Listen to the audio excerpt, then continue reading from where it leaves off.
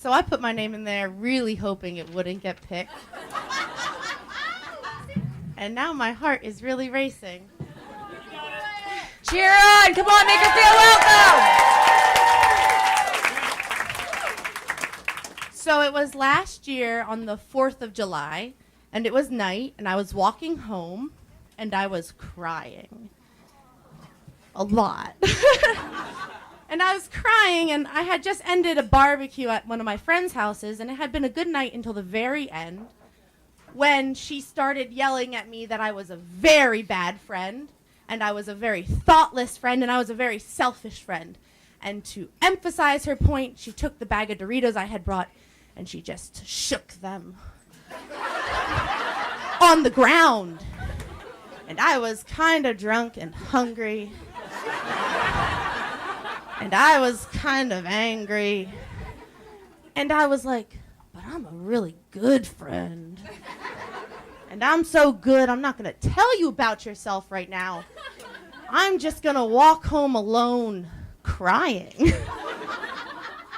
And the reason I was crying wasn't because she had called me a bad friend. It was because when she was calling me a bad friend, her fiance was saying, yo, girl, quiet. She's all right. And I was like, it's not fair that this crazy bitch has a fiance. And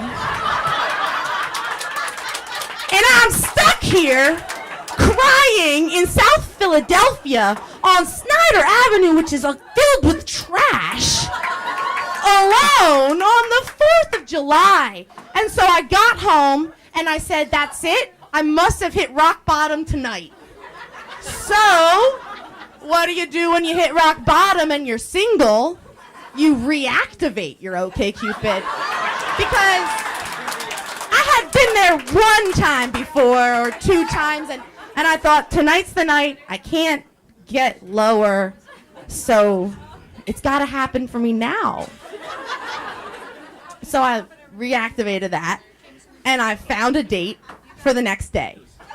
Which I know the dudes sometimes are like, it's easy for girls to get dates, and it is, but it's not always easy for us to get a good date.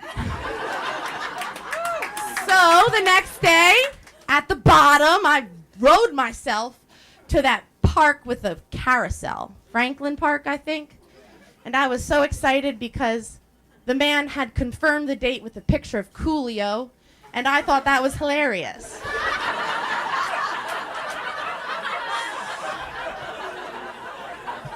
So, I was sitting there waiting, and he sent me a text, and it said, sorry, I'm running a little late. I got caught up on my computer, and I heard it like, sorry, I'm a little late. I'm jacking off to some porn. And I thought, good move. Me too. So, he gets there, and we're mini golfing, and it was cute. But it wasn't quite right. And I just kept reminding myself, girl, you hit rock bottom, this is it.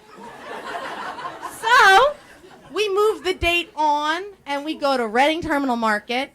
And I'm like, ooh, what do you want to eat? And he's like, I only like one stand. And I'm like, dude, it's Reading Terminal.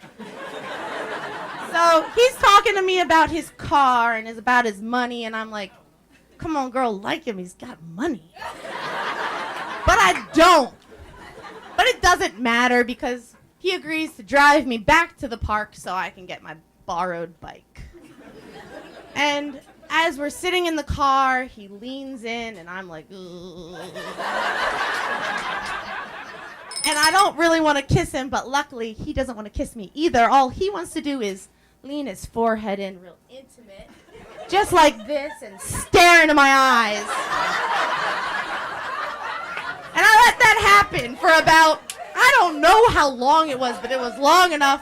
And then I was like, well, I gotta go. And he was like, second date, and I was like, rock bottom, girl. And I was like, yes.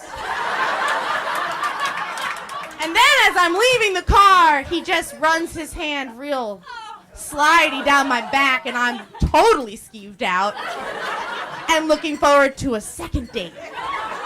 So the next day, I'm going out dancing with a friend, and I'm like, dude, this guy, I don't know, he might be the one. And the guy texts me, and I'm like, yes, I didn't text him first. And he just texted me a picture of his cat. And it wasn't a funny picture, and it wasn't a real picture of like a meme. It was just his cat with no caption, and I didn't respond. And then the next day, he texted me another picture of a cat. I think it was his other cat. And I don't know, and I didn't respond to that either. And then, I don't think it's working, but I'll try to project. Yeah. He texted me a third picture of a cat without a response. And he said, hey, what's up? And I just said back, hey, I don't think it's gonna work.